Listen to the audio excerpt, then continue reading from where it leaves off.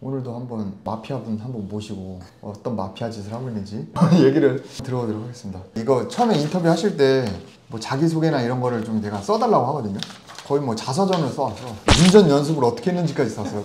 근데 저랑 또 동갑이에요. 굉장히 공감대도 많이 될 것 같고 제 강의를 들었던 분인데 읽어보니까 신축은 이제 처음인데 투자는 꽤 많이 하신 것 같아요. 아파트가 15채 상가 분양권도 갖고 계시고 연봉도 많고 대출도 많아. 다 많네. 그래가지고 처음에 투자를 한 게 언제예요? 제가 정말 아무것도 모르고 첫 투자를 했을 때가 2017년에 하나가 있더라고요. 저희 동생의 남편분이 부동산 중개업자를 하세요. 성수동에서 하시는데 성수동? 네. 그때 오피스텔이 무피로 할 수 있는 게 있다고 해서 그때 현금을 한 1,500만 원 정도? 뭐 세금이랑 뭐 이런 거 해서 들여서 했는데 어영부영 하라고 해서 하고 한 2년 갖고 있다가 그냥 이렇게 팔으니까 돈이 딱 생기게 되더라고요. 그거는 제가 정말 아무것도 모르고 진행한 거였고 첫 투자라고 할 만한 거는 2019년도에 평택 고덕신도시에 있는 아파트의 분양권을 이것도 그냥 회사 동료가 투자를 한다 그러길래 너도 하면 나도 해보자 해서 이것도 아무것도 모르고 저질렀던 것 같아요. 2017년에 매제가 형 한번 해봐 해가지고 한 거고 2년 뒤에 돈이 좀 생겨가지고 2019년에 회사 동기가 한번 해봐 해서 또 한 거고 운이 좋았네요. 네, 운이 뭐 좋았다고 할 수도 있고. 근데 이제 아무리 주변에서 하라 해도 안 하는 사람이 태반이거든요. 그쵸. 일단 뭐 매제는 가족이니까 그렇다 치고 저도 회사 다닐 때 야 이거 해봐 해도 다 안 움직이더군요. 되게 친한 사람이기도 했고 믿음이 조금 가는 그런 사람이어서 그런 분들이 뒤통수 치기 딱 좋은데 굉장히 순하게 생겼습니다. 다행히 주변에 좋은 귀인을 만나가지고 그래서 이거 분양권 산 게 재미 좀 보셨나요? 이것도 지금 사실 팔지는 않고 있는데 시세는 많이 올라와서 이제 이걸 기반으로 제가 사업자 대출을 받아서 신축을 지금 할까 지금 보고 있습니다. 그러면 15채를 산 거는 이때 고덕 분양권을 시작으로 해서 그 이후로 계속? 제가 이제 그거를 사고 결혼을 했거든요. 이걸 사고? 이때만 해도 사실 제가 정말 투자라는 걸 몰랐다는 게 결혼할 땐 또 전셋집으로 시작을 했어요. 그러다가 여기서 추천 주신 그 지인분이 전세 사면 안 된다. 조금 돈 모아서 집 사라 해서 전세 계약 2년이 만료가 되기 전에 돌연 매수로 돌아섰어요. 그러면서 이제 자가를 하나 갖게 되고 그때부터 이제 본격적으로 투자를 하게 된 것 같아요. 그래요? 이분 빼고 그분을 모셔와. 연봉이 좀 높은 것 같아요. 원천징수 기준으로 1억 4천. 지금 와이프분이랑 합치면 연봉이 2억 정도 되잖아요. 뭐 이 정도면 사실 그냥 투자 안 해도 먹고 살만한데. 그쵸. 이게 그러니까 생활을 유지하는 거는 부족하지 않게 할 수 있는데 투자를 하고 계속 미래를 생각하다 보면 또 마냥 또 쓰면서만 살기에는. 그쵸. 그래서 아무튼 이걸 사면서 또 올라줘가지고 거기서 계속 대출 받고 또 사고 또 사고.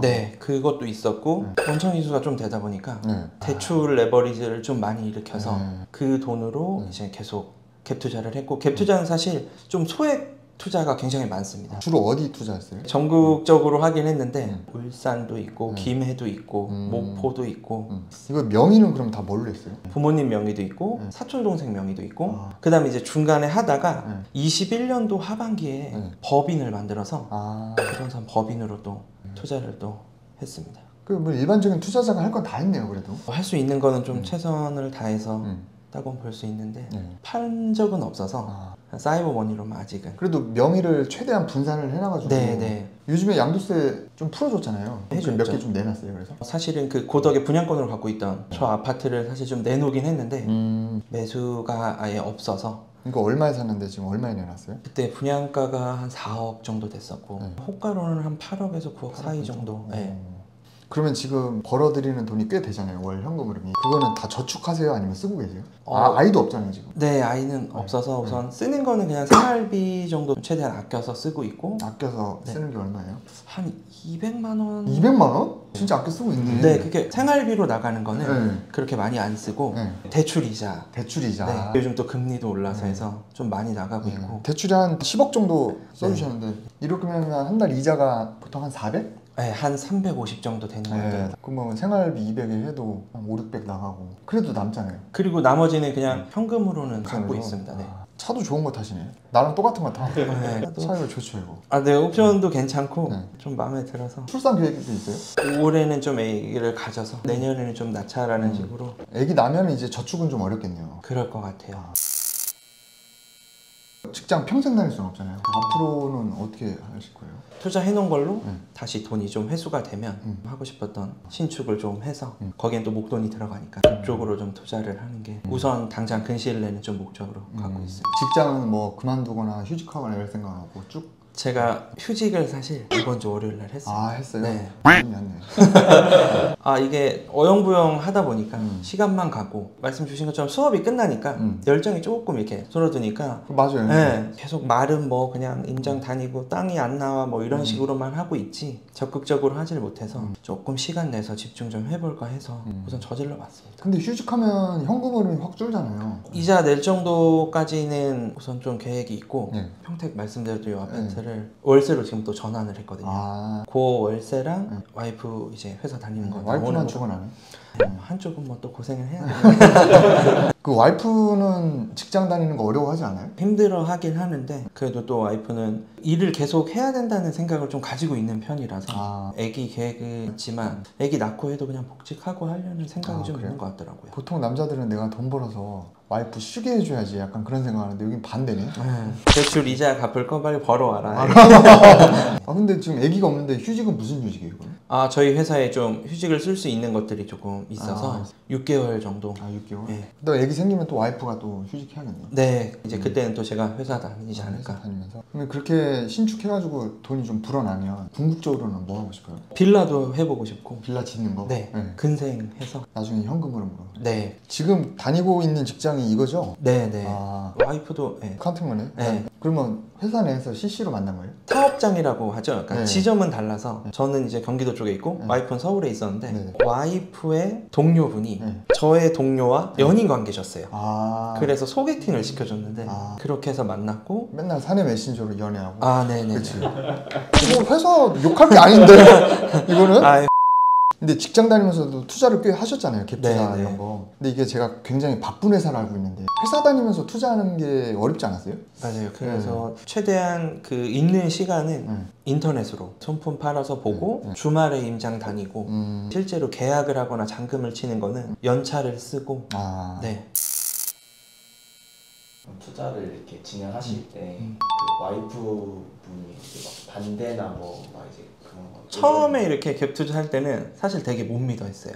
뭐 돈이 없어서 그랬겠지만 이제 또 지방 쪽으로 이제 하다 보니까 불안한 거 있었는데 이제 맨 처음 투자했던 게 조금 오르고 그게 이제 호가나 네이버 부동산 같은 걸로 보여주고 하면 좀 믿긴 믿더라고요. 근데 아파트랑 달리 또 처음에 건물 짓겠다고 신축 수업 듣는다고 했을 때 네. 그때 와이프의 반응은 어땠어요? 강의료를 듣고 이게 진짜 까불고 있네 그래서 제가 어떻게 설득을 했냐면 30만 원짜리 강의를 들어서 1000만 원짜리 갭 투자하는 거는 괜찮은데 이게 150만 원짜리를 들으면 이게 1000만 원, 2000만 원이 아니라 10억, 20억이 될 수도 있는 강의다. 그렇기 때문에 난 이거를 투자를 해야 되겠다. 그래서 이제 했죠. 그 강의는 그 영상은 와이프랑 같이 봤어요?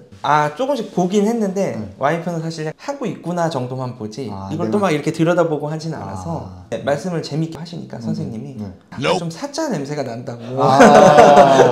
근데 아파트 갭 투자하다가 갑자기 신축을 해야겠다는 생각은 왜 든 거예요? 근데? 아파트 갭 투자의 한계를 딱 느낀 게 아파트 갭 투자를 100채를 한다고 해도 퇴사를 못 할 것 같은 거예요. 시장의 흐름이 내 마음대로 조절이 안 되고 그치. 역전세가 나거나 뭐 이랬을 때 예상치 못한 돈들이 또 들어가게 되면 퇴사를 했을 때는 정말 그게 너무 난감할 것 같았고 그런 것들이 커다 보니까 내가 좀 능동적으로 할 수 있는 거를 또 찾다 보니까 마음을 이쪽으로 좀 잡은 것 같아요. 신축 처음 접한 게 유튜브로 보신 거예요? 네, 이게 프랭이 TV를 봤는데 1년 전인가 1년 반 전에 영상 올리신 거 사실 그때 봤었어요. 근데 그냥 이런 게 있구나라고 하고 그 이후에 올라온 영상 한 번 더 찍으셨던 거. 그걸 보고 이거다 싶어서 이제 카페 같은 데 찾아보고 하니까 뭐 있으셔갖고 깜짝 놀랐던 거는 제가 들은 게 12기인데 벌써 12기나 들었으면 사람들이 얼마나 많이 들었을까. 그치. 어영부영 하다가 또 못 듣겠다 해서 그냥 와이프 설득시켜서 듣긴 들었죠. 프랭이 팀이 한 번 더 나와야겠다. 그래도 용기 내서 휴직을 했는데 네. 한 말씀 해주시죠. 뭐든지 실행을 해야 후회도 하는 것 같더라고요. 그러니까 뭔가 실행을 해서 후회를 하더라도 그냥 앞만 보고 계속 할 수 있는 게 가장 중요하지 않나. 그게 투자가 됐건 공부가 됐건 자기 인생에서 좀 하고 싶은 게 있다면 뒤를 돌아보지 말고 앞만 보고 하는 자세가 좀 필요한 게 중요한 것 같습니다. 그럼 부장님 의자에 과자 부스러기 뿌리는 것도 꼭 실행을 해보시기 바라고. 네네. 그런 날이 꼭 빨리 왔으면 좋겠네요. 알겠습니다. 네.